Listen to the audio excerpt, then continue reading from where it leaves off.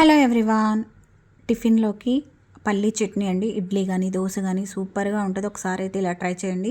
చాలా simple process, త్వరగా అయిపోతుంది.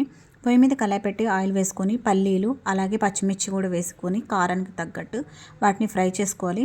ఒక 4-3 వెల్లుల్లి వేసుకోవాలి. కొంచెం చింతపండు కూడా వేస్తారు, బట్ నేను చింతపండు వాడనండి ఈ చట్నీలోకి, బట్ వేస్తే బాగుంటుందట. తర్వాత ఒక అర స్పూన్ జీలకర్ర వేసేసి వీటిని బాగా ఫ్రై చేసుకోవాలి. ఫ్రై చేసుకున్న తర్వాత వీటిని తీసి పక్కన పెట్టుకున్న తర్వాత చల్లారిన తర్వాత మిక్సీ జార్లో వేసుకొని ఉప్పు వేసి కొన్ని వాటర్ వేసి మిక్సీ పట్టేసుకోవాలి.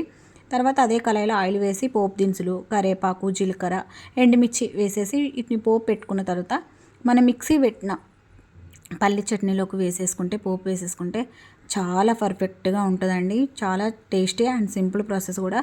ఒకసారి ఈ విధంగా చేసి చూడండి. ఇడ్లీ కానీ దోశలో కానీ గారెలో కానీ చాలా చాలా బాగుంటుంది. నచ్చితే లైక్ ఆర్ షేర్, సబ్స్క్రైబ్.